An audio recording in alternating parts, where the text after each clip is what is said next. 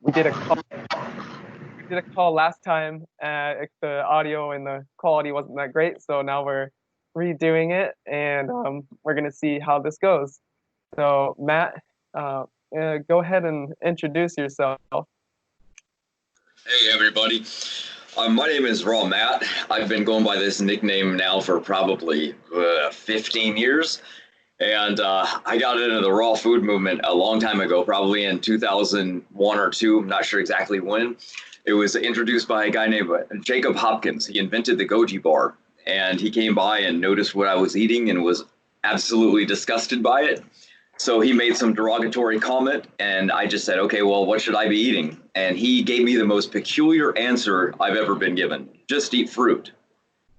I didn't even know how to react to this comment. I thought I was on candid camera or something. I was looking around like, what are you talking about? Just fruit. Like, I've eaten blueberries before and I'm like hungry an hour later. I couldn't even, anyway, my mind couldn't grasp it.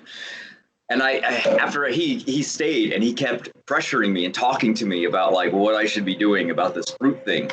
I said, okay, you know what? I'll give it a shot. It sounds fascinating. At the time, I was a professional fighter, and that's all I was doing. So if it was actually going to improve my physical abilities, then I was all for it. It didn't matter the ethical side. He was more mad at what I was eating. See, he was a vegan. So he was mad that my roast beef sandwich had blood dripping out. That's probably what started the conversation, now looking back in retrospect. And so what I did is I jumped right on it, and I noticed an immediate improvement. And I couldn't believe it because I had already really good cardiovascular, but it went so far out the window that I actually competed in a triathlon for no reason at all. Somebody invited me and said, hey, do you want to compete? There's a triathlon going around Lake Kauai. I hadn't trained for it and I've never done one. I said, sure. I had a little dirt bike. That's all I had, a mongoose dirt bike from Target.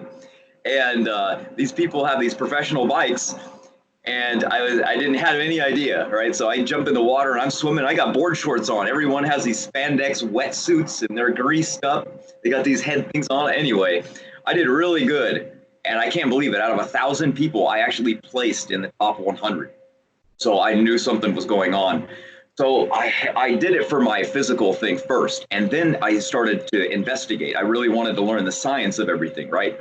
So I started studying, and I started learning about plant alkaloids and terpenes and glycosides, tannins, phytonutrients, and then I realized, wow, there's a lot going on here. Let's figure out what diet is going to make us live the longest. Which one is the best for longevity? Because you can convince some people, sure, that you probably shouldn't eat meat for an ethical reason, but they're probably going to start a diet that's going to take them down a path where they're going to crash and burn because they never ate for health. You know what I mean? They just ate because it tasted good and it's not an animal product.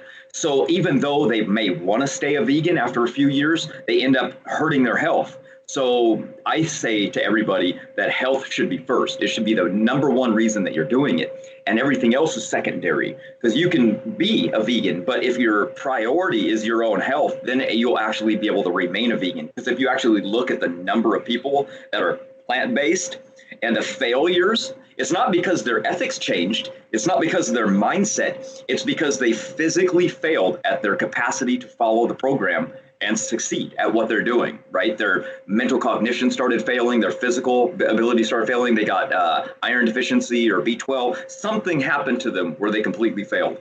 So why do some people succeed and why do some fail? We can get into that a little bit later, but since there's so many questions, I say we'll dive into that first and then we can move to that, because I really want people to succeed. And to succeed means you have to stave off everything that has to do with aging and disease and problems. And diet is the ultimate way to do that. Everybody thinks it's exercise, but it's called diet and exercise. Diet always comes first. It's your base foundation. It's what's going to really help you succeed. And I think that everybody, once they get a little bit of a foundation on understanding of what to do, they can take off from there and say, okay, now I don't have to worry about anything. I know my health will be good. And when you start to look at around the world and see that the plant-based eaters outlast the meat-eating groups of people, you go, okay, I shouldn't fail at this. So why am I? Why are other people failing? And then you can realize that, oh, that's what's going on. I'm following the norm. I'm following what everybody else is doing when I eat plant-based, and that's why it's failing me. So. Awesome. Yeah, man. Thank you for that introduction there. Um, so I guess like one question that I guess it might have to do with that is the first question on the page that I have from somebody that I asked. Um, it says, what's your general macro balance between protein, carbs, and fats? Good question. So that usually comes down to what you're doing, your physical activity level. Are you sitting in an office typing all day? Because if so, your protein should be very, very low, probably less than 10%. Doesn't ever need to go above that. Walter Kempner actually showed that with the rice diet, where a long time ago he took groups of people and he said, "Come into my office, and I'm going to put you on all rice for the next 3 weeks. We're gonna and then come back, and I want to test everything that's going on." They did. They came back in 3 weeks, and he goes, "You know what? He tested their nitrogen balance, which is in your urine, and if your nitrogen ratios are imbalanced, you can actually tell if you have too much protein in your diet or not enough." We actually even do this today as professional, as trainers. So you can go to a trainer at a gym and they'll test your nitrogen balance to see if you need more protein in the diet. Well, this was just to the average public, and he noticed that their protein content was still too high on white rice. So what he did is he added sugar to it, regular table sugar, and this table sugar lowered the protein content in half. And then he said, "Come back in 3 more weeks." They did. Their vitals were even better. So by knocking protein content down, the lower he got protein, the healthier the general public became. So I usually tell people, if you're just an average human being, you don't need to be consuming a lot of protein. And the reason why, you can look up vitamin deficiencies, and you'll see B6 is always one of the top vitamin deficiencies that you look at, no matter where you go in the world. Mostly in America. Why? Because America has the highest protein content, and B6 is the protein vitamin. It's what helps break down excess protein. So there's so much protein in the diet, there's not enough B6. You end up getting a B6 deficiency because of that. So think about this for a second. Why would America have a B6 deficiency and a B12 deficiency? They're eating the highest amount of protein, but they're also eating meat, which has B12 in it, yet they have the highest deficiencies of both of those. So their very diet is causing them deficiencies, and they don't even realize it. So it's not the protein that's the problem. Protein is something for an athlete. And the more of exercise you get, yes, the more you're going to require the protein, because you're going to have to keep that positive nitrogen balance. You're going to have to keep the amino acid ratio coming in, and to rebuild your body, you're going to have to get rid of the lactic acid that's building up in the muscle tissue. So therefore, that person should probably be taking around 20 grams every few hours, because you can't really digest more than that. So it seems to be kind of wasted unless you're on a 1 meal a day type of thing. Then yeah, you probably want to cram a lot in during that one window.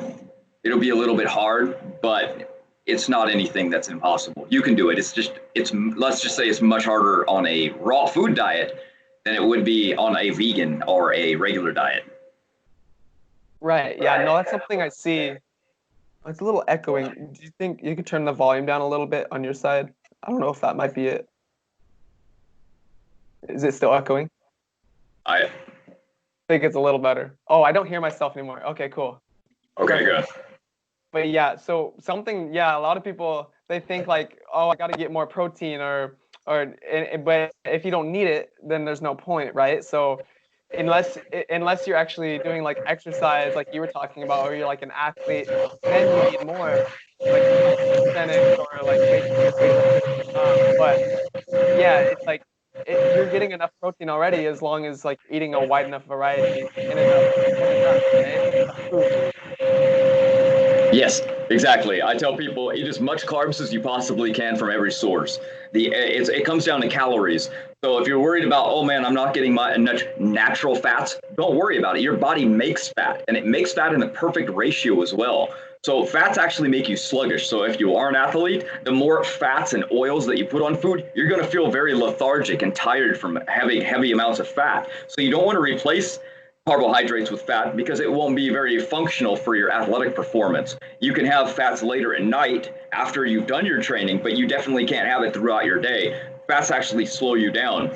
So I always recommend higher carbohydrates. Those tend to be the absolute best down the line, no matter what I recognize, and no matter what people are, where they live, carbohydrates seem to do the absolute best.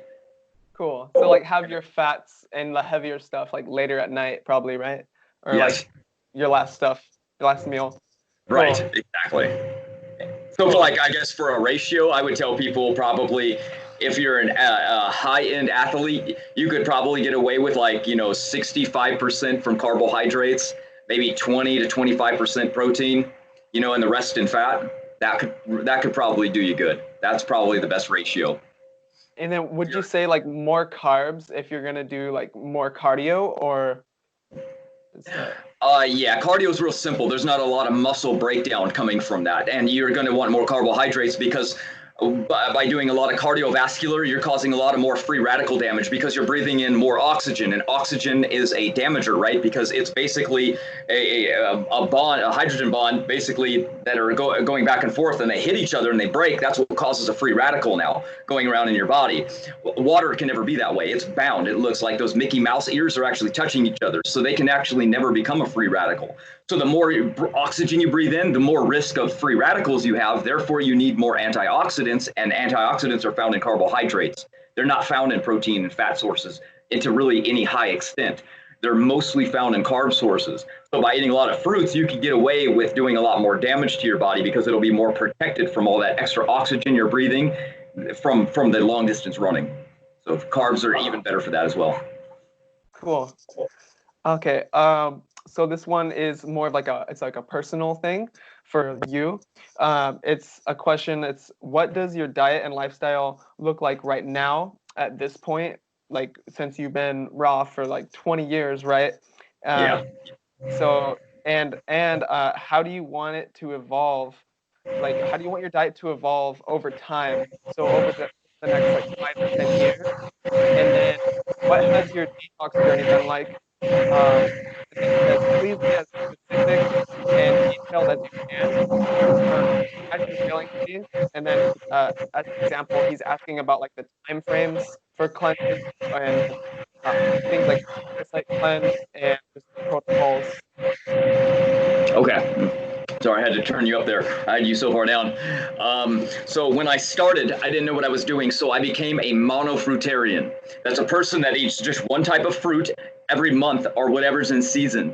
So I did that for quite some time, for about maybe 2 years, and then I dropped it, and I noticed that kind of hunger went away. You can get away without eating quite easily. So because I knew about caloric restriction, but I didn't know how it worked, I just kind of snacked a little bit throughout the day, or I would make a drink and I would fill it with like room temperature water, and then I'd put some raw honey in, and then I would shake it up real good until, because it mixes better at room temperature, and then I'd refrigerate it. And then at noon, it was nice and cold, and I would put a tablespoon of spirulina in there, or two, and I'd shake it up. And then I'd drink that, and that was like literally my meal almost every day. I was weaning myself off of food and everything for as much as I could. Now, I don't really regret that because nothing like really detrimental happened to me. But what I did do is, remember, our hormones are our regulator. They're what tell us we're hungry. What gauges if we're going to be hungry or not is a hormone called ghrelin.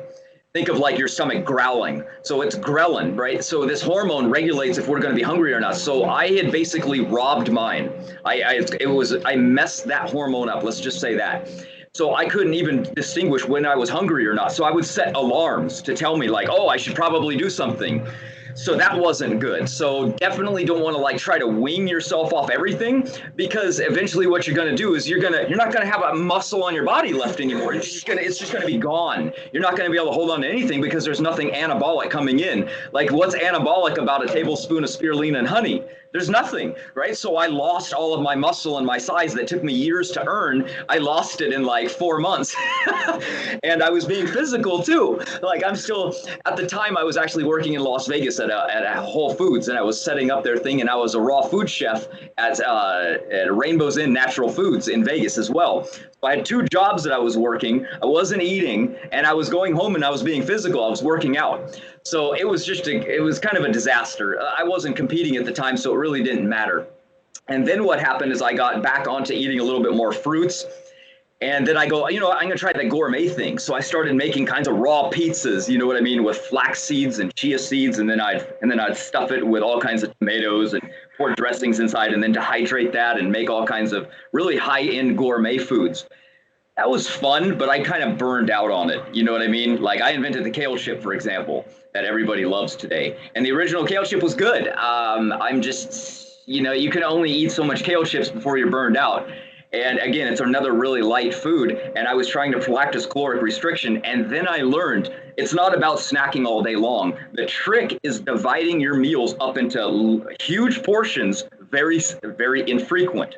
The reason why is because every time you take a drink of something that's sugary or any time you spike insulin, what's happening is you're stopping those metabolic processes of your liver to function. And that's what we need to function the best. So by snacking, you prevent that. So I stopped all my snacking, and then I learned it's about mass portion eating as infrequently as possible. So that's what I practice now.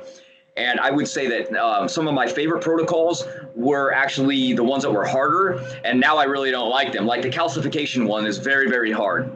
A parasite one, you got to be very on top of it, because if you miss a few days, it's not such a big deal. So it's a good one to like push you to the really hard ones, like the calcification cleanse. That's really hard. You can't miss a day. Let's say a Lyme disease. That one's so hard that you literally can't even miss one time of day with your multiple cleanses during the day, because it's a pleomorphic disease that changes with your microbiome. So if you're consuming your medicine and you just skip it, well, guess what? That pleomorphic, that changing microbe that's in your body is going to change its shape, and now your medicine won't fix you anymore. So you have to start with ones that are a little bit easier. So I usually tell people, do a heavy metal cleanse. But don't just go and get cilantro and drink it down. Don't do like your typical simple ones. I recommend people take hawthorn leaf and stem and flower. Those are the best. Those really get rid of things. Take milk thistle seed all the time, even in capsule form. I don't care. However you can get it into your body, like an herbal tea, capsule form, tincture form. Take milk thistle and sun chlorella. Those are the three that you need. Those are like the absolute best, because they have the capacity to reach out and grab onto this rare heme iron that's storing in the male liver. It's grabbing onto the nickel and cadmium. And cadmium is in a lot of people because they eat so many vegetables, especially on a plant-based diet. A lot of people eat vegetables. You got to be careful, because cadmium is a heavy metal that stores into the soil, and plants are designed to pull metals into themselves. They don't distinguish between good and bad because people aren't supposed to eat them. That's for animals, right? Well, animals have more than one stomach usually, right? Especially green, plant, vegetarians. So they can break down and they can handle these heavy metals because there's a lot more processing going on, and they can exfoliate and get rid of it. Humans don't. We end up storing it into our fat, and we can't get rid of it very good. So you're going to need something to boost that. So I usually start people on a heavy metal cleanse and then a liver cleanse following it up. And what will happen then is, you ever heard of the term detox? That word exists because it usually comes from something that makes people feel bad. And the reason it makes you feel bad is because we store toxins in our fat. And the more fat we lose and the cleaner our fat dumps these toxins to our bloodstream, the sicker we get. That's why a lot of people, when you hear about them getting lost on a deserted island and they find them like just 3 weeks later and they're dead, how is that possible? Well, it's impossible that they died from starvation. And I'll tell you why, because even if there was no food on the island, anybody should be able to fast for 3 weeks on water, right? So what made them die? They obviously didn't die from starvation, because most people are overweight. They died because their body, their fat was so full of toxins that when they started losing weight really, really quickly, those toxins dumped into their bloodstream. They became very, very sick. Their liver probably couldn't handle it. They died from toxicity. They didn't die from starvation. And that's most people today. So you don't want to lose a lot of weight really quickly on a cleanse. You have to be cautious of what you're doing. You have to lose weight kind of slow, or you have to be exercising while you do it, because exercising will make you lose it faster. It'll help you, cleanse those toxins out of your bloodstream quicker. They'll just get out. So usually when people start to feel bad, you got to exercise. You got to move around, and you got to take the things that help, and they buffer your liver. So, heavy metal cleanse, then a liver cleanse, then a parasite cleanse, then, it depends on what you want to do at that point. But usually assume you have parasites, and every 5 to 10 years, do a really good cleanse, and every 10 years, do a calcification cleanse. And the reason why is because calcification is a much slower builder up. And as it builds up, you knock it all the way back down, and you don't have to worry about it again for another 10 years. But if you neglect it, and you neglect it all the time, you're going to have huge problems later on down in your life, and you won't be able to do anything about it, because there's going to be so much calcium phosphate built up in between the joints that it'll never be able to be broken up without topical 3 megahertz ultrasound machine, and nobody's going to want to dump $1,000 on one. So just be smart and assume that every problem that can happen to people around you can also happen to you, and you'll be on the safe side. And you won't have any regrets looking back, because this is about longevity, remember? So diet is just one aspect and one part of it. Yeah. So you were mentioning how there's like lots of heavy metals, or like the cadmium inside of greens, or was that the vegetables, or both, right? What was the first part, did you say? You said there's like heavy metals, or such as like cadmium inside of the vegetables. Yeah, vegetables. And what? What was the other word? Greens. Oh yeah, in greens. Yes, yeah, exactly. Yeah, you'll find cadmium usually in leaves and grasses, and most of the time it's the vegetable sources. So a lot of people that like to go and buy a bunch of cabbage and kale and collard greens and throw them into a big broth of pretty much anything that's a vegetable. Most people use mixed greens. All of those have small amounts of cadmium, and it only takes small amounts to constantly build up. I even tell people don't wear jewelry. The reason why is because even the metal from your ring gets into your bloodstream. So if something as small as a little ring on your finger can pull metals into your body, imagine that grinding that ring up onto the elements of the ground and then having a plant grow. Eventually it's going to be in that plant, and you're going to eat that ring rather than having it being absorbed. And that's not good. That's the opposite of what we want to go on. We've got to be cautious of the things around us. You ever walk into a gym and you can smell the plastic off the weights? That's the parabens. You know what I mean? Those are chemicals that we're inhaling. It's the same with water. When we take a shower, there's heavy metals in that too. And then we turn it real hot. Well, now it's a vapor. So now you're inhaling it. It's coming through your skin, through your pores. It's coming in through your nose, into your brain. It's getting everywhere. So we can't just assume that we're safe and we're free from everything now because we just eat fruit. We have to really be cautious. Fruit is very naturally detoxing on its own because it naturally is clathrative. So it's going to bind to a lot of toxins anyway.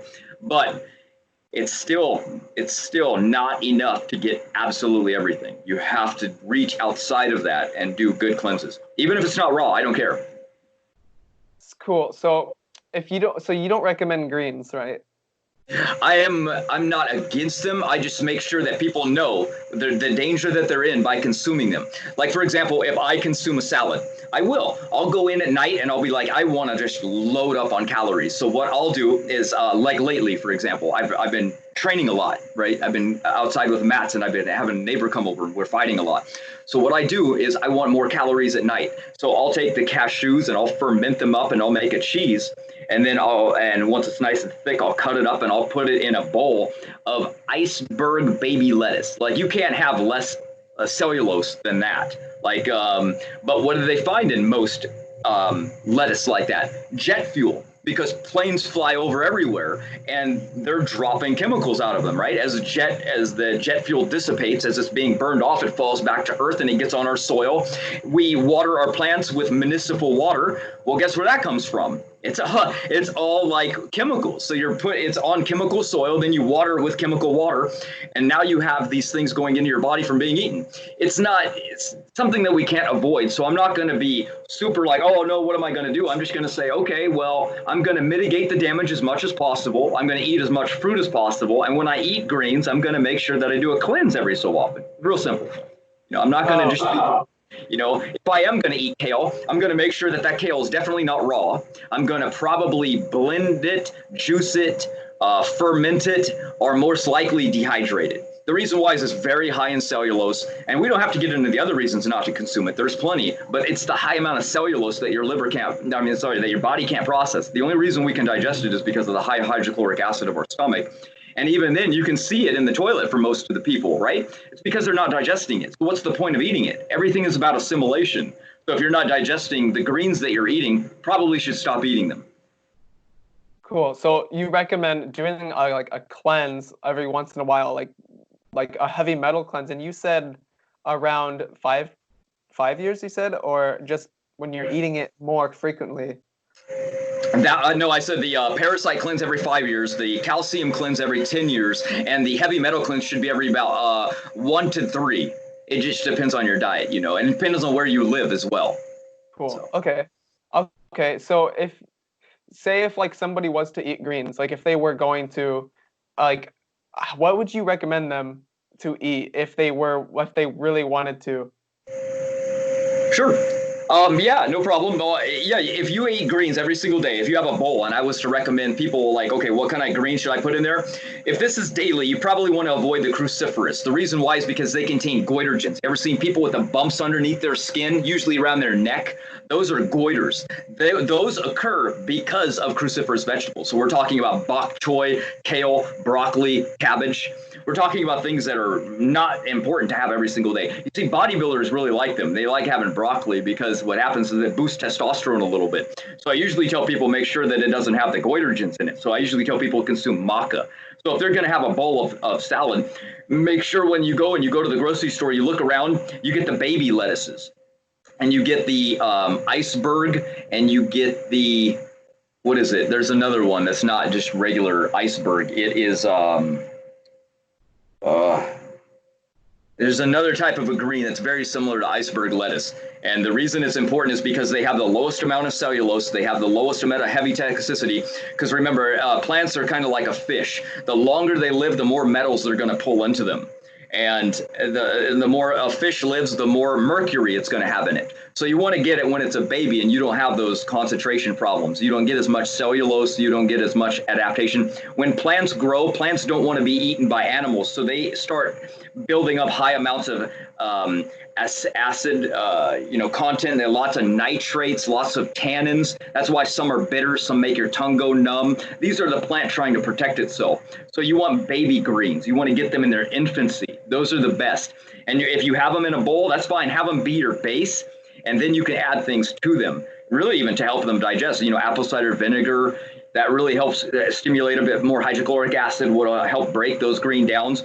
You can actually pour olive oil on them first and then let them set for a few hours before you eat them. That'll help break that plant cellulose down a little bit more, because most people that are raw or vegan are actually just going to go to their fridge and they're going to dump their fresh greens straight from the bag into a bowl and they're going to eat it, right? They're not going to prep it anyway. So if you're going to do that, yeah, you have to use the baby greens. You're going to have to use the ones that are the lowest in cellulose. You're not going to want to use the kales and the collard greens and the really heavy ones that are harder to digest. Yeah, you want to avoid those unless you can process them real quickly, but most people aren't. Yeah, for sure. Yeah, I usually, if I do eat salad, it's usually not the heavy stuff like that. It's usually the easier to eat way so you don't have to if you're chewing so much, you got to question are we really meant to eat that? I mean fruit is it's totally different. You don't have to chew fruit much. You're going to want to chew well to digest and have good digestion anyways, but yeah. It's yeah. Yeah. Think about it. Why are we able to see so much color? It's because we're designed to look for fruit. Why is our saliva amylase? It's for only breaking down carbohydrates. We don't make any other enzyme in our mouth to break down proteins or fats, right? They have to contain either trypsin for protein, or they better contain lipase for fat, or cellulase for cellulose. So if you break those down, you don't digest them very good. There's no real assimilation coming on from the food. So we have to get, but our mouth makes saliva. It makes it for carbohydrates because that's our natural diet. Cool. And just to clarify, you don't say just what you said already. You don't say do not eat greens ever. You just say make sure you're doing the proper cleansing and that you know what it's going to be coming with. You have the heavy metals in the salads and there's nothing you can't get around that basically. So you should be doing cleansing. Yes, exactly. If you're eating a lot of fruit, then you can get away with eating some other things. Obviously, for people that don't want to just eat fruit, that's fine. You're going to have some nuts and seeds, some here. You're going to have some vegetables over here. You're going to have some flower pollen over here, some cactus over there, some seaweeds over there. You're going to have a lot of diversity in your diet anyway. So greens might be part of that, but they're not going to be your base. I definitely don't. They won't succeed. That's why Daniel Vitalis failed. Daniel Vitalis's base was a kale salad every day. Why do you think he failed? It's obvious. You know what I mean? You can't sustain on that. You just can't do it. It's not a longevity protocol. It's not a longevity program. Your body's not designed for that, so it's going to fail. It can't keep up. All the people that are going to succeed do high amounts of fruit, or they do some gourmet thing, and it's never like a base of greens. There's no way, no possible way. Yeah, that Victor guy, I think, yeah, I remember him. He's not like, he was never super high on the fruit either, right? So, Right. yeah. Yeah, they don't like it too much. They think fructose is really bad for you, and they think carbohydrates are overrated. They think that you should probably have more protein. They think the keto thing is the way to go. It's not. That leads into my next question, because I know Brian Clement, I was watching videos of him, and at their what's it called? Brian Clement's it's like this place in Florida. It's this like healing place. But he talks about doing pretty much like little to no fruit, which like I mean, I guess I don't know. Like he says that the reason like he recommends little to no fruit is because of they found under the microscope that the diseases will actually start growing from the sugar, no matter what it is, like fructose. But I don't know what your opinion on that is. Well, I'm a microscopist and I look at blood under a microscope. So you're asking the right person.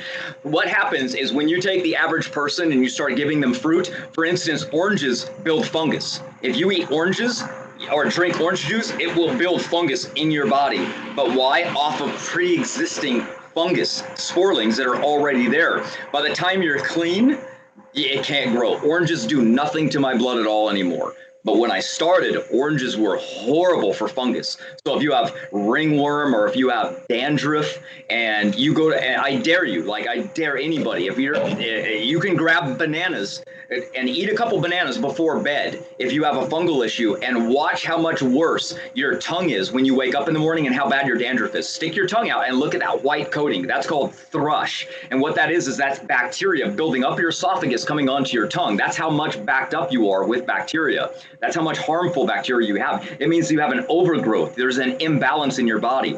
That's most people. They mostly have that. Matter of fact, most children have that now. Children are being born with thrush. And what they do now, they just give you more antibiotics. Well, guess what? Yes, it kills the thrush, but it also kills the beneficial bacteria, and they're at war with one another. So you knock all that bad bacteria down and good bacteria, and your tongue clears up, and they go, see, you got rid of it. Well, guess what? It's going to come right back again the second you start eating, because what's dairy? Dairy is lactose. What is lactose? It's a sugar. It's a dairy sugar. So you're feeding the fungus right back to your baby again. So they're doing it all wrong. Same thing with most people. You grab an average person and you put them on fruit. They're like, oh my gosh, look at all the fungus you're building. Yeah, they probably shouldn't be going to the grocery store, jumping right into like these hybrid sugary fruits off the grocery store shelf. This isn't going to help them. You can't be giving somebody orange juice that's on a typical American diet. You know what I mean? That's not what's going to heal them. But they don't know that. So it looks really bad when they start them, because most people have a carbohydrate problem. That's why obesity exists. You know what I mean? It's mostly because of the simple sugars that are making them obese. And that's why Diet Coke is so popular, right? You go to McDonald's, it's all breads and carbohydrates and these things that are spiking.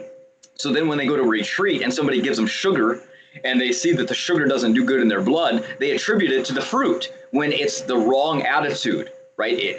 They're looking at it from the wrong perspective. And a natural, healthy person has no problem at all with that transition, and it won't build fungus whatsoever.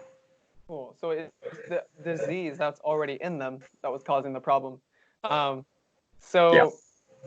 Okay, we can get to this at the end, but like I guess at the end, like you can talk about the fruits that you really recommend to stay away from, because I mean, there's fruit you can eat once in a while, but just not go like super like a bunch of it, right? Like all the time. Like mangoes are just all like, I know like people like their mono fruiting, like you were talking about in the beginning, like you used to do a lot of mono fruit. And I think like I have seen a lot of fruitarians, like they aren't looking good, like they don't look healthy. But it's not to blame it on the fruit, it's just to blame it on what they are doing, right?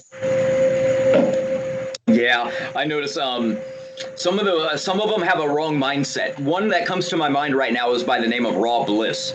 And what he does is his mindset is, I need to lose every ounce of body fat that I have, and then I can rebuild. That's not how it works, people. We know that fat stores in our toxins, but you can cleanse that out while still having body fat. It's going to replace its other. It's like saying, I want new skin cells, so I'm going to rub my flesh off and have it regrow. That's a horrible idea. You don't rip your flesh off to grow new flesh. You let it replace itself. So what his mindset and his attitude is wasting his body away. He's destroying himself because the body can't tolerate what it's doing. So then he's trying to actually get fit and work out while consuming almost nothing but fruit here and there as he's walking through town. It's why it's failing. And that reflects bad on everybody. You know, Durian Rider did the same thing. He believed that he should just consume white sugar, for example, while riding a bike every single day, and that you could just drink sugar water, basically. You know, just have pineapple juice and then ride your bike every day. That's going to fail. You know what I mean? That's why he did fail, actually. That's why he invented these other diets, because his failed. He couldn't keep up with raw. There was no way he could. He failed. He crashed and burned. Then he invented raw until 4, and then he failed with that because he couldn't keep up. Now he just wakes up and has a Sprite. He said it's the same as fruit. No, a Sprite is not the same as fruit. That is the exact opposite. Anybody can tell you that. Anybody on earth should be able to tell you that a Sprite is not the same as an orange. Anyway, yeah, most people are doing the diet wrong because they don't really realize that there's what's going on comes down to trying to get in calories and trying to get in what consists of what their body actually needs. And the reason why is because we are all kind of messed up. We are always thinking, well, I could never do that. Get that out of your mindset. What should matter is, where do I live?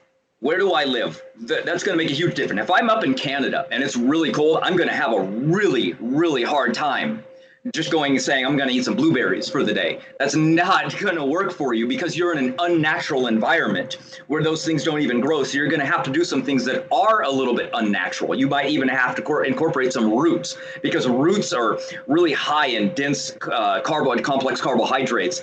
And they are they have a lot of sugars that are going to break down really slowly. And you don't find that a lot in fruits. You find quick digesting things in fruit because you're able to find them everywhere. So you're going to want something to really heat the body up and retain some of that energy. And you just won't be able to find that growing where you live. So yeah, you might have to do some things that are a little bit unnatural just because you're in an unnatural environment. But for a lot of us, I'm out here in the middle right now.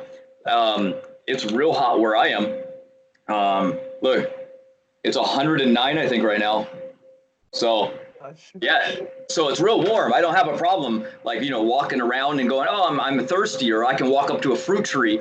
I can find olives and cherries and grapes and carob and mesquite. There's a lot that can grow out here, and a lot of citrus too. And these are all hydrating things for the desert, right? So you eat a little bit of them, you feel good. You can go about your day and you can just walk around and eat all the food that you need off of your natural environment. A lot of people can't do that though. So you're stuck with what the grocery store has. And you got to know, okay, well, maybe it's really cold here. I should probably have some honey. Honey's really good at warming the body up, really high density calories, and probably some coconut. Coconut's condensed, high calories, lots of natural fats. So you eat some of that, it's sustaining you. It's gonna work a lot better than if you're out in a nice warm area where you eat a papaya and you feel good, you're nice and hydrated. You don't need hydration when you're up in the forest in the frost where it's snowing on you. A papaya is not gonna do anything for you but make you more cold. So you have to know where you live and what's gonna work best for you there. Yeah, cool, man. So this person asks, how do you fight cravings, or how to fight cravings for people who have been on and off with the raw, but want to stay raw? What are some common detox symptoms and uncommon ones? When was the last time you got sick? Oh, okay. There were a lot of questions, so try to remind me as we go through them. I'll start at the end and go backwards. I got sick, I think, with the coronavirus right at the beginning. I caught it. I was down for 1 day. I was laying down and I just coughed a lot and I had a massive headache. And then the next day I was good. So that was it.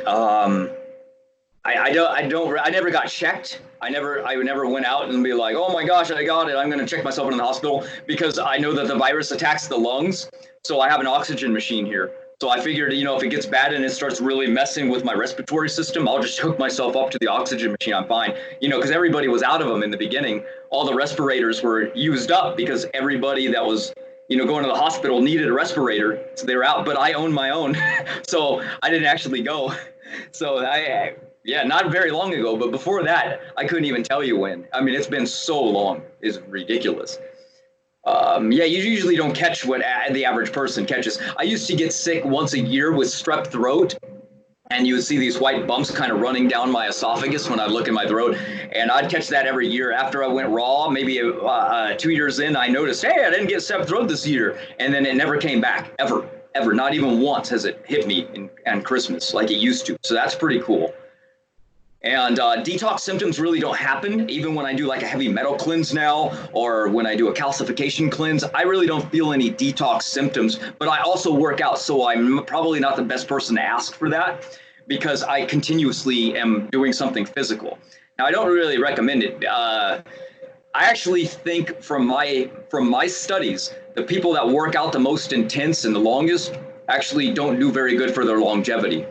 I think because the heart rate naturally wants to stay low, it's probably best to keep it kind of low. Exercise should be mitigated to like a normal human activity. And when I exercise, I don't do that. I do really high intensity interval training, and that's not good. So I'm not recommending people do what I do when it comes to exercise. It's just my kind of addiction, and I've been doing it for so long. I know it's counterintuitive. And my other big flaw is that I don't sleep good. Like last night, this tree here fell down. A lot of the palm fronds fell down all over my training stuff, and you can see it actually on the ground all over. And it made a huge mess all over my mats.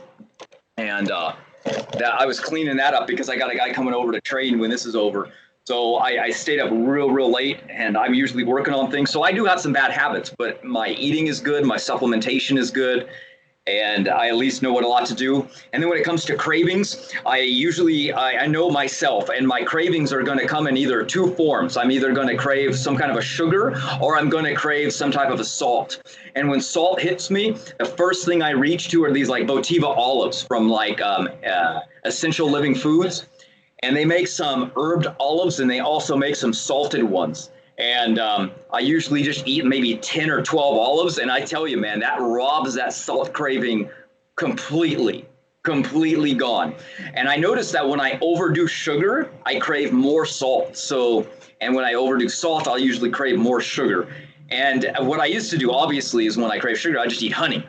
But then I kind of got away from the honey because I didn't have any more to harvest. I usually share honey with the bees over here. And that's gone now. So honey's not really a thing, but you get it so much from fruit that it's not. I don't really crave sugar at all anymore because I'm eating more than one meal a day, and I don't really have a craving for sugar at all anymore. I crave salt. So that's what I reach to. And if you don't want to, if it's too expensive, because they are really expensive, I mean, they're like $10 to $15 a pack, and it only lasts you about 3 to 4 or 5 days. So what I've normally reached to now is sometimes seaweed. I like dulse a lot. Dulse is a really good seaweed. I know our oceans are polluted, but here's the thing. What makes seaweed really good is they contain a particular thing called sodium alginate. And sodium alginate is what actually binds to radioactive elements and pulls them into themselves. So yes, they might have some radioactive elements into them in these isotopes, like potassium 40. But what will happen is the sodium alginate binds to these elements, and it'll extract it from the body. So whatever it has, it won't go really into your body. And what's in your body usually gets sucked into the very plant material itself, like a fiber magnet. So it pulls it in by the sodium alginate, so it extracts it from your body. The seaweeds end up being quite good for you at the same time. They're just a little high in iodine, and I know people actually take it for the iodine, and I usually tell people don't consume it very often for the iodine. So it's kind of funny. I usually tell people you only want seaweed every so often. Did you know to actually get your dose of iodine for the month, you only need to eat it once a month? That's how much iodine is actually in seaweed. So you don't need it very much, and you don't need a lot of doses of it. But I'm just saying, if you're craving a lot of salt, it's one of the good sources that you can reach to and not really have too many issues with, unless you really or have a parathyroid gland problem or a T3, T4 count off on your thyroid, and you've got to watch your iodine, of course you need to regulate it and take care of it then buy the olives. Don't be crazy. Don't be like, Raw Matt said eat all the seaweed I want and I've got a thyroid problem. No. Go for olives if that's the case. Plus I'm pushing fruit. Olive is a fruit and seaweed is a vegetable. So obviously I want you to reach to the fruit first. And olive means to live. It's one of the oldest trees on earth. And it's an olive, so it contains one of the most natural fats that actually matches your body. It's an aromatase inhibitor, so it protects your hormones from flipping bad to good or good to bad. It's just really, really good. It's a great fruit. Awesome. Cool. So for iodine, do you think the amount of iodine in, say, something like Irish sea moss, is that like too much? Like I know it's different for each seaweed, probably the amounts. But I don't know if you know anything about like how much of like Irish sea moss you should be taking. Yeah, I'll tell you that one right now. The reason why Irish sea moss is not a problem is because you're never going to open it right out of the package and eat it. You're going to soak it in water. And because water's a solvent, most of the iodine is going to leach out into your water that you're straining down your sink anyway. So by the time you actually get to your Irish moss, it's going to have very low amounts of iodine left in it. So you're safe with it. It'll be actually higher in kelp and dulse. Oh, okay. So you can have it more frequently than the Irish sea moss. Yes, a lot more frequently. It's going to be very, very low. Very, very low. Matter of fact, most of the minerals that are going to be in your Irish moss are going to be lost. So it's not anything to worry about. It's actually more of a concern with the kelp and the dulse than it is in Irish sea moss. Because if you've ever pulled Irish sea moss, I mean, it's pure salt. Nobody could eat that. You soak it so it bloats up, and then that way you can make gel or desserts with it. You know what I mean? It's like your binding element. So it's not anything that you have to concern yourself with when it comes to like, oh man, how much of this am I going to eat before I have to worry? Don't worry about it. You've lost almost everything that's in it. All the water soluble vitamins are gone. A lot of minerals are gone. Most of the iodine's gone. There's nothing to worry about. Cool. But there is a little bit in there if you eat it frequently enough, right? That you're going to be getting enough iodine or... Yeah, don't worry about iodine because in the human cell, when you're looking at the cell, what's going to go, picture this is the cell. And right here is where iodine goes. Well, guess what also fits right there? Pectin. What's in fruit? Pectin. So don't worry about it. For instance, if you're going to be going on a flight and you're going to be in the upper atmosphere, what happens is radiation gets into the cell, but it can only get into the cell if there's two things missing. One, think about it. What tries to get in? Iodine and pectin. Those are your two protectors from radiation. So that's why a lot of people that survived Hiroshima survived when they ate lots of soy and seaweed. The reason why is because of their high amounts of natural pectin and sodium alginate, and iodine. So they have every element that protected their cells from high doses of radiation. So when you're flying, you want to snack on apples, lots of pectin. You want to sunflower seeds, lots of pectin, seaweed, or some fermented soy. All of those are really good sources to protect your cells from high amounts of radiation. And those are the people that survive to this day from Hiroshima. So cool. Nothing. So something like Irish sea moss would be better for like collagen then, right? So yes, exactly. A collagen thing. Exactly. It's the amino acid content is what does that. Good point. Cool. Okay. So so this person asks, the wording is kind of weird because I was writing it down kind of. Okay, so do you see a pattern or transition for your experience from eating smoothies or complex salads, and then kind of like when you started, like the difference between when you started eating like raw and then having the different combinations and then finding the more like easier to digest types of foods later on. Okay. Yeah. Okay. Yes. When I started, I had a horrendous appetite. I would wake up and I would go to McDonald's, and then I would go to the drive-thru and I'd get like a cheese croissant for a snack, like a brunch between lunch, and then lunch was usually something that I'd bring, say, some horrible thing. I can't even remember what my lunch was. And then I'd come home and I'd usually like a barbecue, or I'd eat Carl's Jr. And then dinner was like a gigantic bowl of pasta. You know what I mean? So I went from that to all fruit. So yes, my fruit cravings were huge, and I would make like massive portions of like mashed up like figs. I'd like a huge bowl of figs and I'd eat it, and I wouldn't have any digestive issues. Now I think I would. And the reason I say that is because when I try to eat that amount today, I can't do it. I don't know if it's because my stomach was so stretched out in the beginning. And I also don't know if it's because my digestion did get weaker from doing it. Remember, fruit is very easy to digest, so my body's very acclimated to doing that now. And these other foods like McDonald's, that's a lot of processing going on. So I don't know if it was because I was younger and in my early 20s, or if it's because I'm 40s now and I don't digest as good, or I don't eat those type of foods. Like if my family wants to go out and we go to, like, let's say the Cheesecake Factory, and I go, give me the Thai lettuce wraps, substitute the chicken for avocado, and then what I do is I fill it up with the cucumber and the avocado, and then I got the parsley, and I wrap it up and I eat it. I usually don't feel so good. You know what I mean? Like I'm like, even though that's a real simple meal, I'm still like, ooh, that was a weird combination of foods. So yes, I did lose my capacity to like diversify and eat massive amounts of random high diversity of foods.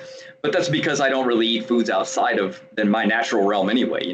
Nuts, seeds, some fruits, very few vegetables, flowers, pollens, bee pollen, real simple stuff now. So I can mix those, sure, but I really just don't. But I can eat pretty good quality now. Like I'll dice up some tomatoes. I'll put them in a bowl. I'll dump in a bunch of olives, and then I'll put in my fake cheese for dinner. That's it. That's my bowl. And I can eat about 1,000 calories just in that one meal, probably more of just that. So that's a lot of food, and it weighs a lot. I'm like, ooh, that's more than a pound of food. But I feel pretty good, and I'm going up in weight by doing it, even though I'm doing massive amount of training. So yeah, there's been some things I've learned a lot going through my different trials. Because when I started, and like most people, you don't really know what you can do or what you should do. So I kind of wrote some stuff down for people based on, I always tell people get a methylmalonic acid test, because it's going to show you on your age on how much B12 your body naturally produces, if it produces any at all. So for a person that maybe is 50 years old, they're not going to do a good transition to completely raw vegan. And the reason why is because their body for its entire life has always been obtaining B12 from food. So now all of a sudden you knock out all B12, your body is not going to be very good at going, I'm going to produce the amount of B12 that I need, because it's never needed to. So they're not going to do very good with no B12 in their diet, because it's always naturally obtained it from food. So depending on your age when you transition, I did it very young, so I have no problem at all not supplementing iron, not supplementing B12, not supplementing the typical things that most people need to in their diet, because I started so young. So that's another factor. Awesome. So I guess, yeah, talking about iron and those things, and the B12, this question is, how has your blood work been up to the 20 years that you've been raw? What about B vitamins? And then the next part of the question is, have you moved to a different climate for it to be more sustainable? I think it's like, I think they're talking about sun, like the sun and The what? Sorry, the end? What did you say at the end?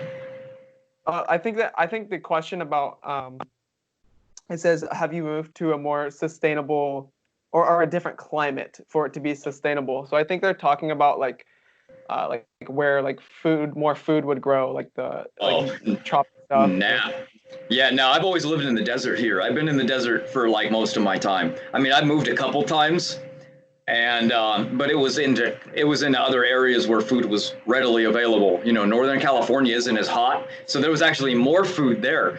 But I'm back in the desert. I've been here since like '97, and I've had no problem at all with finding food here. And this is a harsh environment. I mean, behind me is pretty, but that's because it's watered with irrigation and it's a homeowners association paid to make it look pretty. But overall, this is a natural desert. So to find anything that's like actually alive, you go into the canyons where the waterfall is from natural springs, and that's where you can find everything growing. But I never had to move because of it. I mean, if I was going to move, I would move to the tropics, and that's where the biggest diversity of flora is going to be, and you're going to find all kinds of different plants and fruit that just grow everywhere. Like when I went to Hawaii, I thought, oh my gosh, you never need to buy food ever again in your life. There's guava growing everywhere like a weed. There's mango trees 50 feet high with mangoes everywhere. There's avocados that you don't even notice because there's so many of them. There's these weird looking egg things. Anyway, there's so much fruit there. And here you got to go hunt for it. You have to know where to look. But yeah, it's easier with tropics because we're naturally a tropical people, right? We're naturally placed into a garden. I usually tell people, if you believe that you were created by God, then you were placed in the Garden of Eden to eat the fruit from the tree, what the Bible says. If you believed in evolution, well, what did man do before they invented fire? Well, they walked around and they eat raw plants. That's it. So either way you look at it, there's no excuse to say that when we go back in time, we weren't fruitarian. We just were. There's no doubt about it. So I just go back to that natural diet because it was naturally what we were designed to eat, and you'll feel the best on it. Now, again, if you get away from those natural climates and you get into those weird places where it's really cold, that's not natural. So yes, you might have to do some unnatural things. And I always recommend people to move. Yeah, move to where it's really good for your body. There's a reason why when people get old and they want to retire, they move to the Florida and here. They move where it's warm and it feels good. And your body doesn't hurt naturally because cold doesn't feel good. It makes your body ache. There's nothing natural about it. So I always tell people, yeah, move. Get out of there. Get out of the Denmark, Norway, Sweden, man. Horrible. Yeah, no, definitely, for sure. I agree. I really agree. Okay, so what about like physical performance? I already know this answer from you because I know you were into you still are into like weightlifting and MMA and all this stuff. But like, how did it affect you like when you went raw and then to now? Like physical performance for like weight gain or like muscle gain or just in general, yeah. Weight gain and loss comes down to calories. Can you eat enough to gain or do you not hold it? Also, what's your metabolism? I'm naturally thin. Before I went raw, I ate 6 times a day and I naturally weighed 135 pounds. I've been raw, I only eat twice in a day and I weigh 135 pounds. So you know what I mean? There's not much difference. It's just what you assimilate and how many calories do you eat. If I want to slam 2 more meals in a day, I could gain more weight. It's easy. If I want to gain weight quicker, I stop exercising more too. It's easy because I naturally don't contain much body fat. My metabolism is so quick, I can actually gain more weight by working out less frequently. So if that's your goal, then yeah, you want to be able to consume more calories and work out with heavy weights and don't do endurance, don't do cardio. Insane, slam a lot of carbs, you'll gain weight. Your weight will come on, there's no doubt about it. I'm at a good weight for what I like to do for my type of training, and I don't really want to get a lot bigger because I start getting to 140 pounds, my body doesn't move the same. I like my body to be consistent. So with consistency and being my natural weight, I feel comfortable going, if I'm gonna react, I can move at that speed and I know my punch will land. I might be a little stronger at the next weight, but it'll be a little slower, right? So it just depends on really what you're going for. Remember, being in the gym and pushing weight is entirely different than wrestling with a human being. They're entirely different sports. So it depends on what you want to do. Is your sport athletic? Do you want to run or ride a bike? It's an entirely different thing than being in the gym and trying to deadlift 400 pounds. They're a different sport. So it depends on what you mean by athletic performance, because mine was always on martial arts. So when I started, I lost weight and I was like, oh no, I don't want to lose weight. I'm already having trouble keeping it on. But remember, I'd get up and I'd run to the gym, then I'd weight train, then I'd go to boxing, then I'd go to jiu-jitsu, and then I'd go to judo. That's 5 times of training in one day. Of course I'm going to have trouble gaining weight going raw because I was eating McDonald's, which probably had 1,000 to 2,000 calories just for breakfast. And now I'm eating figs mashed up. So I started losing weight, but my endurance went up. I noticed my heart could handle it and I didn't build up the lactic acid. My recovery was a little bit faster and I didn't get as sore. But it was harder to keep the weight on. So I sacrificed a little bit in the beginning. Then I realized, you know what, it comes down to just not training as much because I already had good cardio. I didn't need to train 5 times a day, but I had that mentality where I needed to learn more. I wanted to learn. I needed to get better at judo. I needed to get better at jiu-jitsu. I needed to get better at wrestling or boxing. So now that those are already good, I don't need to learn anything from them. All I have to do now is go, as long as my cardio is good and I can wrestle for an hour straight, I'm good. I'm golden. I don't need to learn. So I don't go to 10 classes a day. You know, I weight train and I grapple. That's it. I don't do any other thing anymore. I'm already good. But, you know, I have 20 years under my belt now. easy, even more. So no real reason. And I usually tell people, if what I'm doing is wrong, compete with me. Compete with, not physically. I mean, sure, we can fight, but that's irrelevant. That's pointless. That comes down to experience. I want you to pick a food. Say you believe that we're carnivores. Go ahead, pick a form of cattle and you just eat that. You can even pick my fruit. I don't care which one it is. You can pick cherries. I'll just eat cherries. You just eat your lamb or pork, whatever it is, and we'll see who outlasts. Go as long as you can. I'll just eat cherries for the next 6 months. We'll see where you are in 6 months. You can really tell what your natural diet is just from that challenge alone. I've challenged multiple people. Nobody's ever taken it. Maybe you'll find somebody, but nobody ever does it. For sure. Okay. Is there, so supplements. I know we kind of already went through this, but like, what about like deficiencies? People are always worried about like all sorts of like different protein deficiencies or like B12. We talked about iodine and B12 already though. Or something like, I don't know. There's all these random things that people come up with. And Sure. I feel that if we're eating the right things, right, and I guess if you're worried, like you can always go get a blood test. Right? Yeah. But that's right. You did ask me that question earlier about B vitamins as well. So yeah, you can definitely get a blood test. My blood tests are always fine. They're always kind of like right on the normal level. They're never really too high or too low, which is surprising because most of the time when I do a blood test, I start knocking everything down. And I'll pay for a really expensive one too. So I'll like come in with like, you know, like 1 meal a day type of thing, just to see where I'm at. And things are like right there, right on the border. And that's without ever supplementing B12 in any way, shape, or form. Unless it's in some random drink that somebody sneaks it in at like Whole Foods, I'm not getting it. And my numbers are always good. So you got to think about it. Vitamins are mostly water soluble. The ones that aren't are vitamin A, D, E, and K. And these are fat soluble, meaning that you store them so long in your liver, there's no fear of running out of those vitamins. Like vitamin A stores in your liver for 4 years. Are you telling me you're not going to get any vitamin A from fruit in 4 years? Don't worry about fat soluble. Don't worry about them. They're going to be there. The rarest one is probably the vitamin D. And so that's the harder one to get in foods, right? It's only in mushrooms, some things that are really exposed a lot to like a lot high levels of sun. They'll have some vitamin D. But for the most part, because your body makes it, is nothing really to worry about, right? I've never had low vitamin D, and I completely avoid the sun. I'm one of the rare raw food people that's like, I don't go anywhere near the sun anymore. I used to live in it, and I started to get like, oh, I'm getting sun damage from doing this too much. So I just avoid it altogether right now. I mean, entirely. That's really extreme. I don't tell anybody, just completely avoid it. I just don't do it at all myself. I want to see what's going to happen. So I don't have anything that's really low. So when we're talking about like a vitamin deficiency, you got to realize that vitamins are water soluble. You're going to get B vitamins almost everything that you eat. It's cooking food that's going to make you deficient. It's cooking away all these water soluble vitamins. It's boiling foods in water that you're going to lose all these B vitamins.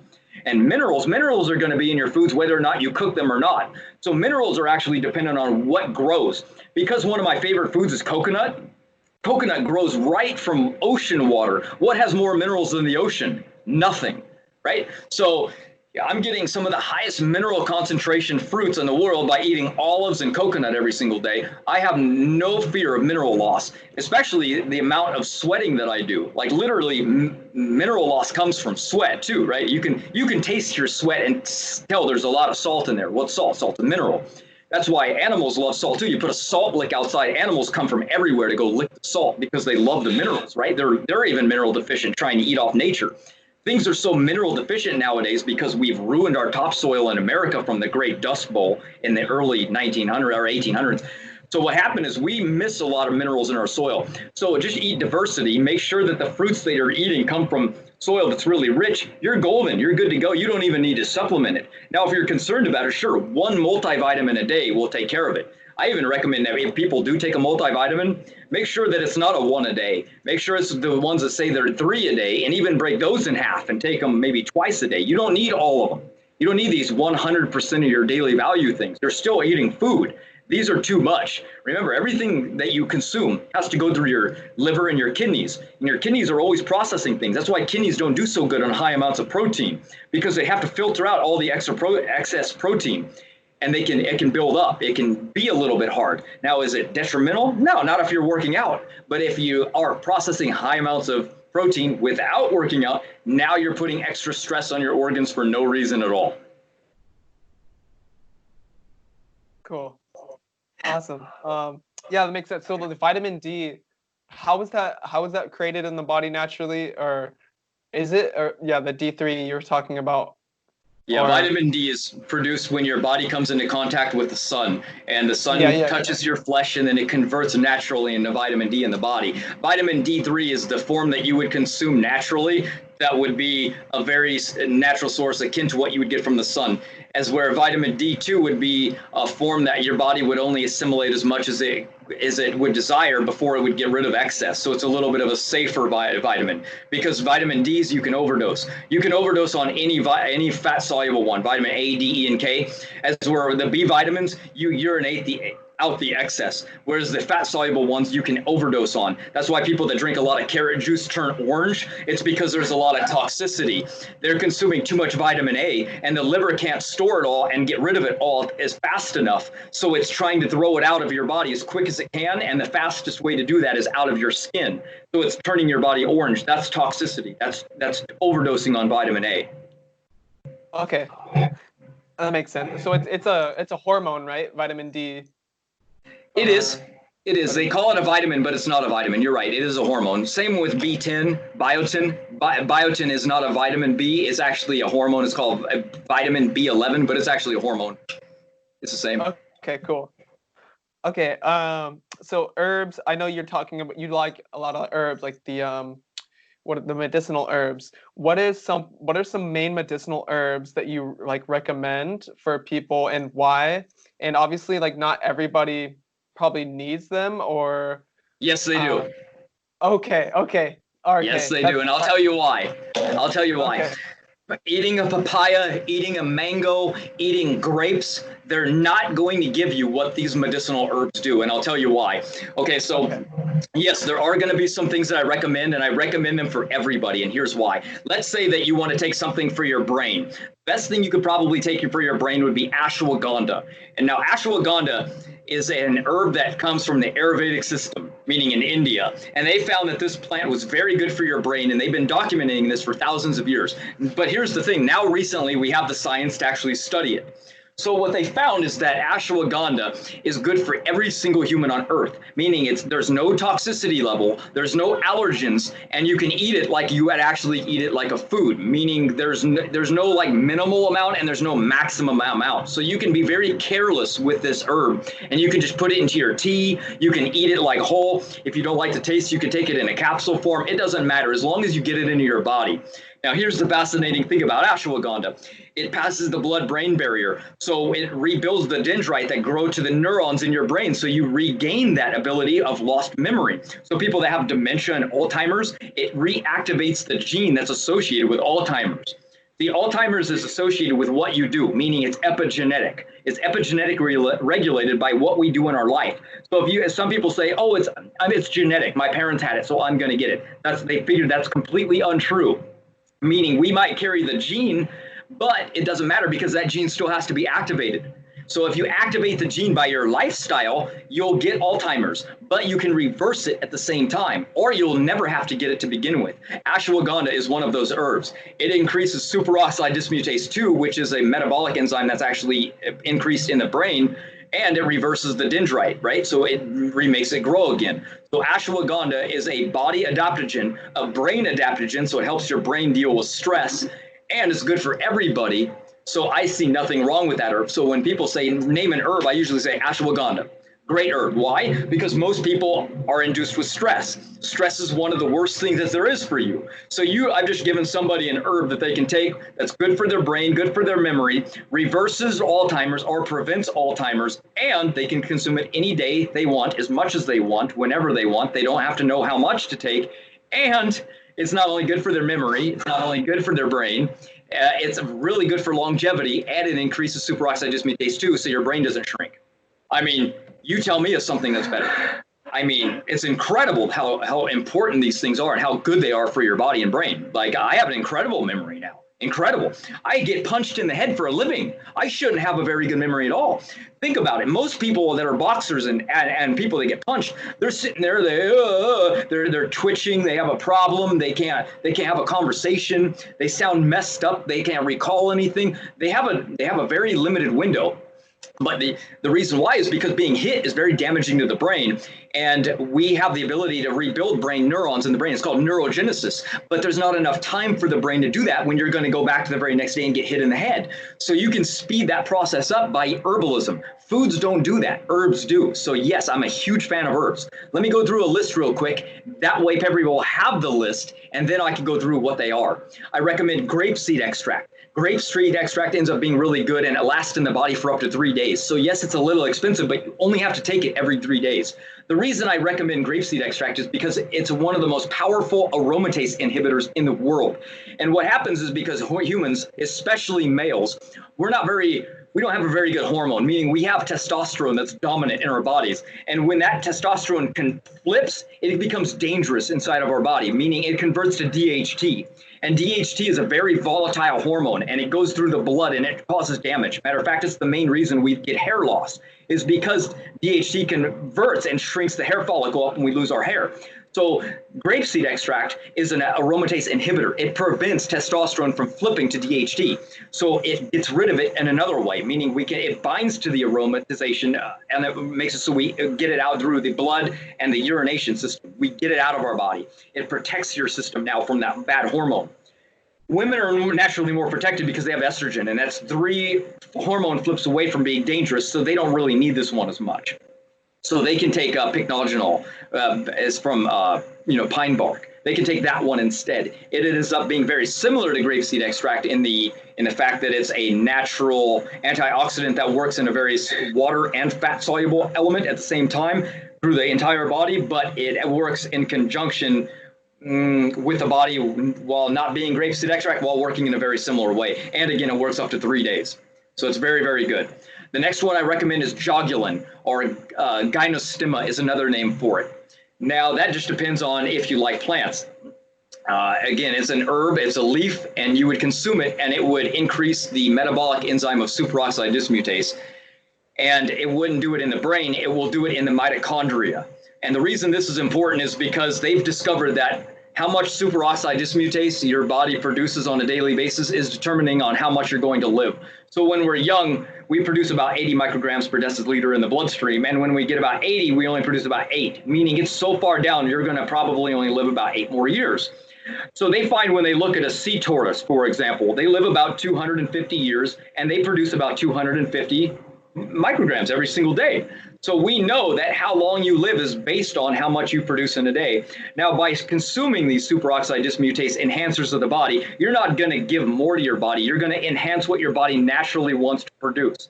So if you produce about 80, you're going to produce 80 every single day that you take these. So you're never actually going to have an end to your life by actually boosting these up, because it will always remain at base level. So I'm never going to say, oh, you take let's say that you buy a superoxide dismutase capsule and it says 250 milligram. Well, your body's not going to produce 250 milligrams of it. It's not going to be at that base level. It can't pass 80. So it's kind of wasteful. You're actually going to be urinating out all the extra. It's completely pointless. But what you will do is you'll get to base level. So Dr. Aubrey de Grey, a gerontologist who studies aging for a living, he actually thinks that these are pointless and to not do them. It's called one of the 7 theories of aging. And I actually show in the study why that's irrelevant, and his theory actually doesn't match up to the evidence, because when we look at animals, you can see their lifespan is directly correlated with how much superoxide dismutase their body produces. You get an animal like a mouse that lives for about 2 years, you actually find out that it actually only produces about 2 micrograms. So we have a direct correlation with how much the body produces to how long you're going to live. So that's why I usually recommend it first. Now, yes, goji is one of the things that produces, and the only study I've ever found that how much it enhances is about 8%, so about 8 grams. So not very much, but it still does help. But goji is actually consumed as one of my top herbs because it's a sesquiterpenine, meaning it's a natural producer of human growth hormone in the body. Not many foods do that. So it's a really good one to increase HGH naturally, because the only other way to increase HGH is by not eating. So if you want to eat and still produce HGH, goji berry is your go-to food for that. It's the only one on earth they've ever found. So you have to incorporate goji into your program.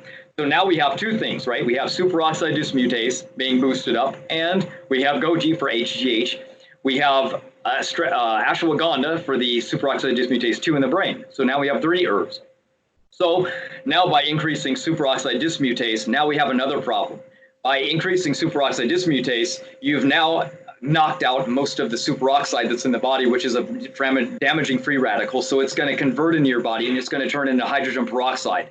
Now you have another problem. The more hydrogen peroxide builds up in the body without glutathione, you don't have enough glutathione reductase or peroxidase. Now the hydrogen peroxide is going to build up. It shouldn't be above 33.8% of any single cell in the body. So what you're going to want to do is you're going to need to produce more glutathione now. And you'll know quickly if you're not, because you'll start to get graying of hair. How do you prevent graying of hair? Well, one of the best ways to do that is by, again, an herb. I grow faux tie over there. That's called Polygium multiflorum. I grow it. You don't need to. You can buy it online, and that's another good one. What that does is they found that enhances glutathione levels, particularly glutathione peroxidase. And what that does is that lowers the amount of hydrogen peroxide building up in the body so you can convert it, kind of like catalase does. Catalase is much harder to find, though. One of the best sources for that would be turmeric root or curcumin. That would be probably one of the best for that. But if you don't want to buy an extra one, go for the faux tie. A lot of people don't like faux tie because it's kind of a weird taste. Kind of tastes like coffee. So people don't like the taste. So, okay, take curcumin. Take one that's got, standardized extract. Make sure it's really potent, and you only take it once a day. So that'll raise your catalase level rather than you having to raise glutathione level. Since they work in conjunction with each other at both almost doing the same type of thing, I recommend glutathione. It's stronger than catalase. But if you're short on money, curcumin, turmeric, these are much cheaper than faux tie would be. The good thing about faux tie is it's not very popular, so it's cheap stuff and you can get it. I like growing my own because I like the root raw, and I grind it up and I just eat the raw powder. And you can't find the raw powder online. You always find the processed powder, and it's black, and they boil it with black beans. So you're getting one that's a little easier on the liver. The raw one can have some tannins, so you got to be very careful with that one. And they don't want to tell the public, oh, be careful. They know the public won't. They'll just consume it and hurt themselves. So they always sell the processed version. So there you go. You've got 5 herbs now. I would say that those are my go-to. I have those every single day. If you want another one, I would recommend either being C60 or Astragalus Root.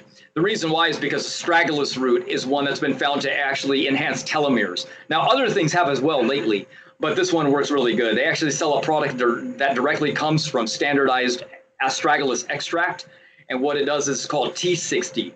And what it does is they found that the telomeres, which pad the end of each chromosome, start to wear down as we get sicker, as we get older. So you need to enhance these telomeres. You don't want to get them short, because the shorter they get. Yeah, go ahead. One moment. I got it. Is it okay if I go to the restroom real quick? Yeah, go ahead, man. One moment.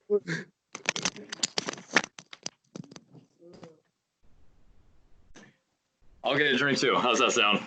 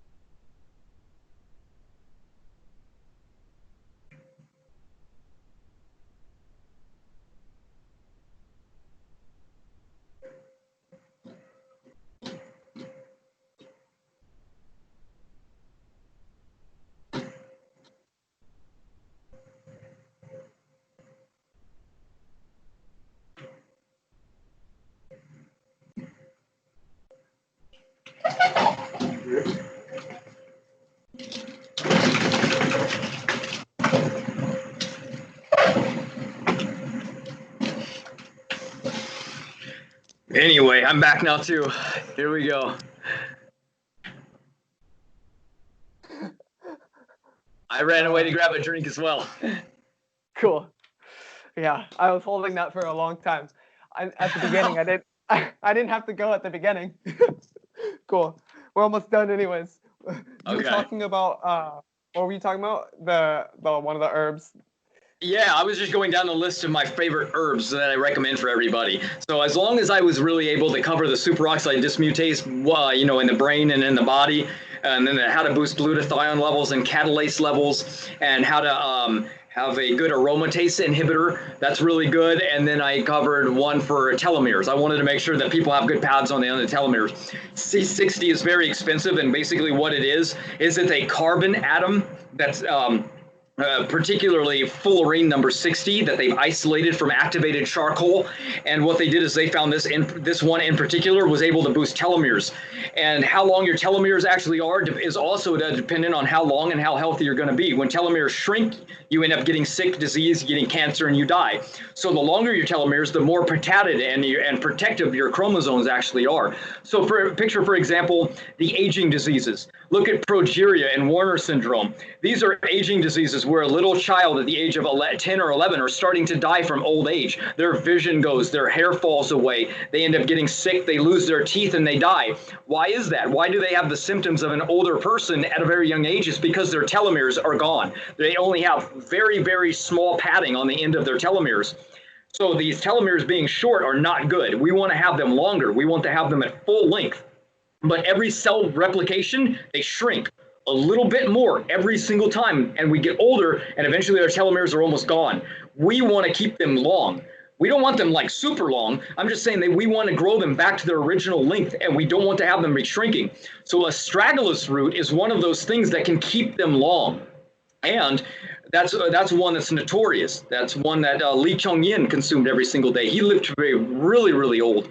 So now, if that's one that you like, good. I always tell people, get it in an extract form. That way you don't have to boil it and make a tea out of it. You can just take the powder and put it on whatever you want, because it's already an extract, meaning it's already been heated to the point where the saponins are utilized, and now it's going to be active. And saponins are the active ingredient in Astragalus root, so you're going to need that, and heat is the only way to activate these saponins. But if you don't want to go to that, to go to the C60, now you get that fullerene number 60 that's been infused into olive oil, and it lasts in your body for about a week. So what they did in the experiments is they actually took C60 and they injected it into the stomach of brown rats. Now, these rats only live for about 2 years. So after they injected these things, starting at midlife, mind you, they didn't even start these mice out at a young age. They only started this at midlife. This is what makes it so important. Now, they lived for about 4 to 5 years. That's double their lifespan. To a human being, that's not just getting to 200. That's like living to 400. That's just on one element. That's just from C60 alone. So I actually make it myself. So if anybody out there even wants it, I still even have some. I infused it into olive oil really quickly, and then what I did is I put it in an amber glass, Miron glass. Miron glass makes it unoxidizable, so it'll never go rancid, it'll never go bad, and it'll never be exposed to the elements. So that you can open the bottle and you can take it whenever you want. You can take it once a week. That's what the rat experiment did. Sometimes you can take it more often. Sometimes it's a waste of money to do it, right? Why waste it? Just do it every 3 days. So I just do mine every 3 days in a little smaller dose. Then I'm guaranteed to have more in my system, because remember, I'm sweating more, so I'm going to lose a little bit more than a rat running around a little empty cage. So keep that in consideration. Those are your two best for telomeres. But keeping your telomeres long is very, very important. They have other ways of doing it now, but those are your two best. So, okay. No, I think you can find, you have this book, the Free Food Medicine book by Marcus? Yep. Yeah. I'm sure you can find a lot of those in here. This book is so jam-packed, like with so much info. I learned a lot from that. Yes. Read about sea buckthornberry and hawthornberry. Those are very, very, very, very good berries. People underestimate those, and the reason I recommend them now too is because nobody really consumes them, so you can get them really cheap still. Once they take off, they'll be the next superfood. Hawthornberry will be everywhere, because hawthornberry is very good for the blood, the brain, and raising superoxide dismutase levels. So it's a super cheap fruit that nobody consumes. That's the next power food. I take it every single day. Yeah, I even see some local trees sometimes during the season that the fruit actually is like ripe. I see it there, and sometimes I get them. I get them off the Good. tree. Yeah. Good, smart, good man, good man. Yeah. Eat them up.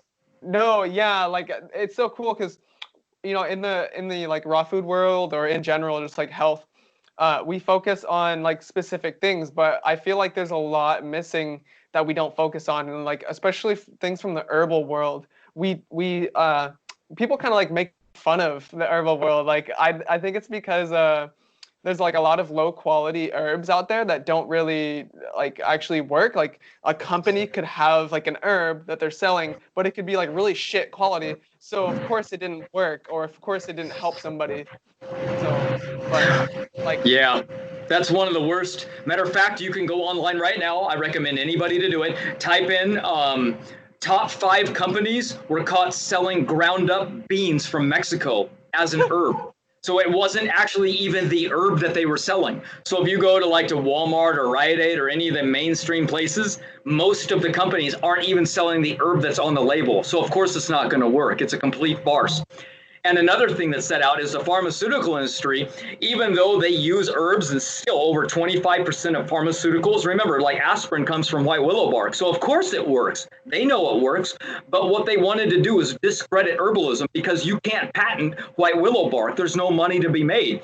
So what they did is they came along and they said, we need to patent certain alkaloids that are found in the plants, and then we can patent them, and then we can say that the herbs are garbage and ours is better, when in reality it's the exact same thing. So they lied, and now people believe that herbalism is weak and not true, when in reality nothing is further from the truth. Our ancestors knew how powerful herbalism was a long time ago, and we've gotten away from it. And then things like homeopathy came out, which were a total lie, and people associate homeopathy with herbalism. And they say, oh, look at that stupid nonsense herbalist. It's that woo-woo quackery stuff that doesn't do anything.